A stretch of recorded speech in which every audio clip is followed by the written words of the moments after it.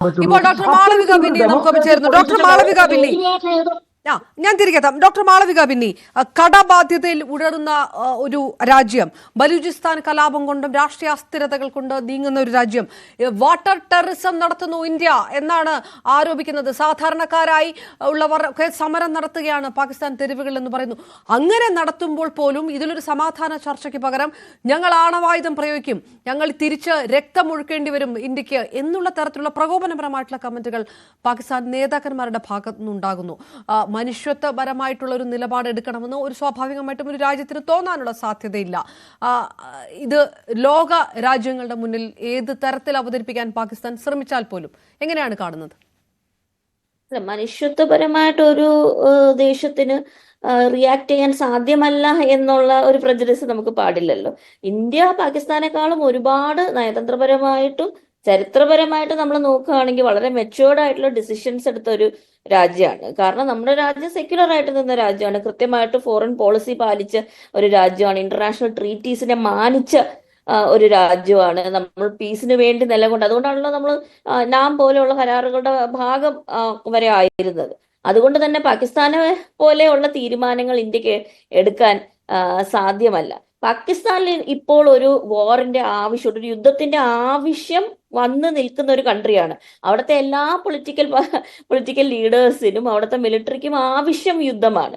നമ്മളിപ്പോ ആ പാകിസ്ഥാന്റെ ആവശ്യം നിറവേറ്റി കൊടുക്കണോ എന്നുള്ള ഒരു ചോദ്യം ഇന്ത്യക്ക് മുന്നിൽ നിൽക്കുകയാണ്. നമ്മൾ അവരെ പോലെ തന്നെ റിയാക്ട് ചെയ്താൽ, പാകിസ്ഥാനിലെ ഒരു പ്രസിദ്ധമായിട്ടുള്ള പോയറ്റാണ് ഫാത്തിമ റൈസ് എന്ന് പറഞ്ഞത്, നിങ്ങൾ ഞങ്ങളെപ്പോലെ തന്നെ മണ്ടരായല്ലോ, നിങ്ങളെ ഞങ്ങളെപ്പോലെ തന്നെ ഇഗ്നറന്റ് ആയിട്ടുള്ള മണ്ടന്മാരായ ആൾക്കാരാണെന്ന് തെളിയിക്കുകയാണല്ലോ എന്ന് ഒരു പർട്ടിക്കുലർ ഹിസ്റ്റോറിക്കൽ സാഹചര്യത്തിൽ അവരൊരു കവിത എഴുതുകയുണ്ടായി. അതുപോലത്തെ ഒരു സിറ്റുവേഷനിൽ നമ്മൾ എത്തുമായിരുന്നു. ഞാൻ കഴിഞ്ഞ ദിവസമെല്ലാം നമുക്ക് ഇന്ത്യയിൽ നിന്ന് അവൈലബിൾ ആയിട്ടുള്ള പാകിസ്ഥാനി ന്യൂസ് ഔട്ട്ലെറ്റ്സിന്റെ ട്വിറ്റർ അക്കൗണ്ടുകളും ബാക്കിയുള്ള അവൈലബിൾ ആയിട്ടുള്ള നെറ്റ് വഴി അവൈലബിൾ ആയിട്ടുള്ള റിപ്പോർട്ട്സ് എല്ലാം വായിക്കുമായിരുന്നു. ഈ ഇൻഡസ് വാട്ടർ ട്രീറ്റി, സിന്ധു നദി കരാറ് റദ്ദാക്കിയതിൽ പിന്നെ വലിയ ഉത്കണ്ഠ, അവിടെ പല പ്രോവിൻസസിലും വലിയ ഉത്കണ്ഠ ഉണ്ടാകുകയാണ്. അവരുടെ അഗ്രികൾച്ചറിന് എന്ത് സംഭവിക്കുമെന്നും ട്രേഡിന് എന്ത് സംഭവിക്കുമെന്നുള്ള വലിയ ഉത്കണ്ഠ അവിടെ നിലനിൽക്കുന്നു. പാകിസ്ഥാനിലെ പല ആൾക്കാരും, ട്രേഡ് ഔട്ട്ലെറ്റ്സ് ഉൾപ്പെടെയുള്ളവർ പാകിസ്ഥാനി ഗവൺമെന്റിനെ ചോദ്യം ചെയ്യുന്നു.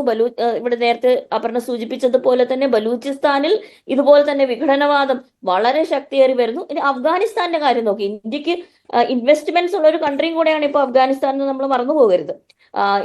നമുക്ക് പൊളിറ്റിക്കൽ ആയിട്ടുള്ള ഇൻവെസ്റ്റ്മെന്റ്സും ഉണ്ട്, അല്ലാതെ എക്കണോമിക് ഇൻവെസ്റ്റ്മെന്റ്സും അഫ്ഗാനിസ്ഥാനിലുണ്ട്. അഫ്ഗാനിസ്ഥാനിലെ ഇന്ത്യൻ പ്രസൻസ് പാകിസ്ഥാനെ ഭയങ്കരമായിട്ട് ചൊടിപ്പിക്കുന്ന അല്ലെങ്കിൽ ഭയങ്കരമായിട്ട് കൺസേൺ ഉണ്ടാക്കുന്ന ഒരു കാര്യമാണ്. At the same time India ആലോചിക്കേണ്ടത് ചൈന പാകിസ്ഥാനിലെ ഇൻഫ്ലുവൻസ് കൂടുതലാക്കിക്കൊണ്ടിരിക്കുകയാണ്. ഇവിടെ ഇതേപോലെ നമ്മൾ ഓർക്കേണ്ട ഒരു കാര്യം എന്താണ്, ഇതിനകത്ത് അമേരിക്കൻ ഇൻവോൾവ്മെന്റും UN ഇൻവോൾവ്മെന്റും വന്നു കഴിഞ്ഞാൽ അത് ഇന്ത്യക്ക് പ്രൊഡക്റ്റീവ് ആയിട്ടുള്ള ഒരു റിസൾട്ട് കിട്ടാൻ സാധ്യത കുറവാണ്. പക്ഷേ ശ്രീമതി മാളവിക ബിന്നി, അങ്ങനെ ആ തരത്തിൽ ഒരു പബ്ലിക് ആയിട്ടുള്ള ഒരു പിന്തുണ കൊടുക്കാൻ ഇപ്പോൾ ചൈന തന്നെ മുതിരുമോ? അമേരിക്ക പോലും ഈ സ്റ്റാൻഡ് അങ്ങോട്ടുമില്ല ഇങ്ങോട്ടുമില്ല എന്നാണ് പറഞ്ഞിരിക്കുന്നത്. ഇത്രയേറെ അമേരിക്ക യൂസ് ചെയ്ത ഒരു രാജ്യമായിട്ട് പോലും കൈവിട്ട ഒരു സ്ഥിതി ഡൊണാൾഡ് ട്രംപിന്റെ പ്രതികരണം വാർ വന്നു കഴിഞ്ഞാൽ ഇവര് റിയാക്ട് ചെയ്യാൻ പോകുന്നത്. കാരണം നമുക്കിപ്പോ ചരിത്രത്തിലുള്ള പ്രീസിഡൻസ് എല്ലാം എടുത്ത് നോക്കുകയാണെങ്കിൽ ആരുടെ പക്ഷത്തേക്കാണ് ഇവർ ചേർന്ന് നിന്നതെന്ന് ചോദിച്ചാൽ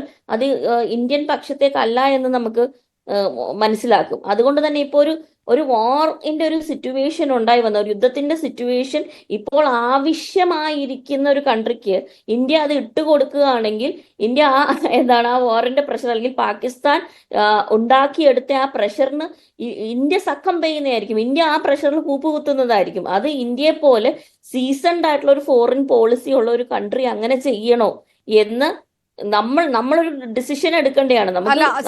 ശ്രീമതി മാളവിക ബിന്നി, അപ്പോൾ നയതന്ത്ര തലത്തിൽ ഇതിനപ്പുറമുള്ള നടപടികൾ എടുക്കാതെ എങ്ങനെ മുന്നോട്ട് കൊണ്ടുപോകും? അതല്ലേ ഇത്രയും മോശം സ്ഥിതിയിലേക്ക് എത്തിച്ചത് എന്നുള്ള അഭിപ്രായമൊക്കെയാണ് നേരത്തെ. അല്ല, അതൊന്നുമല്ല മോശം സ്ഥിതിയിൽ എത്തിച്ചത് നമ്മുടെ സുരക്ഷാ പാളിച്ചകൾ തന്നെയാണ് നമ്മൾ മനസ്സിലാക്കേണ്ടിയിരിക്കുന്നത്. അത് ഇവിടെ നേരത്തെ നമ്മുടെ ഗവൺമെന്റിന്റെ പക്ഷത്ത് നിന്ന് ജനറൽ ബക്ഷി പോലുള്ളവർ അംഗീകരിച്ച കാര്യമാണ്.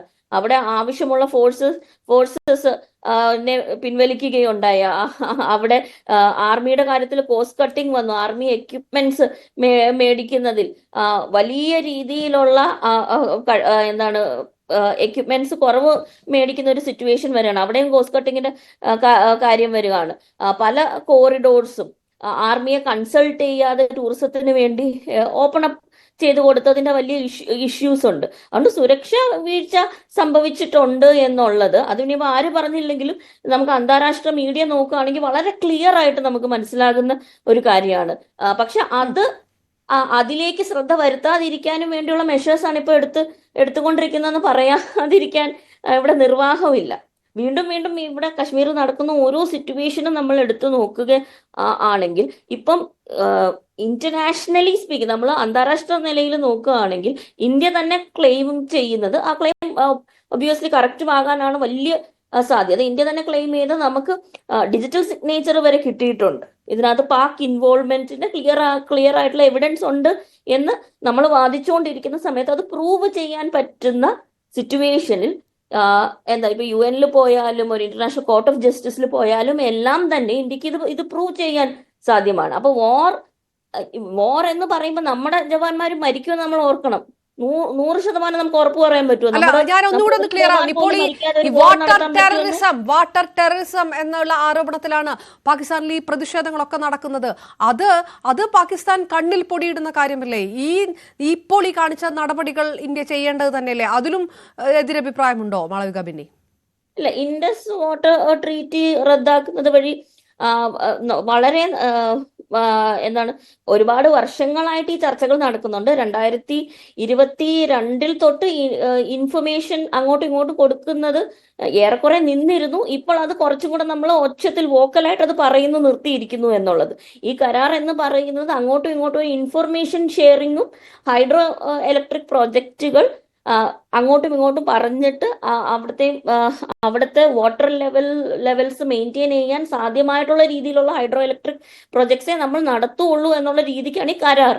ഇതിനെക്കുറിച്ചുള്ള ഇൻഫർമേഷൻ കൊടുക്കുകയില്ലെന്നും ഹൈഡ്രോ ഇലക്ട്രിക് പ്രൊജക്ട്സ് ഇനി ഡിസൈൻ ചെയ്യുമ്പോൾ ഈ വാട്ടർ ലെവൽസും സിൽറ്റിങ്ങും നോക്കുകയില്ലെന്നുള്ള രീതിയിലാണ് ഈ കരാർ റദ്ദ് ചെയ്യപ്പെട്ടത്. ഇപ്പോൾ ഒരു ഹൈഡ്രോ ഇലക്ട്രിക് പ്രൊജക്ട് ഉണ്ടാക്കാനാണെങ്കിലും വാട്ടർ ലെവൽസിന്റെ കാര്യത്തിലാണെങ്കിലും അതിൽ മറ്റൊരുപാട് ഘടകങ്ങളുണ്ട്.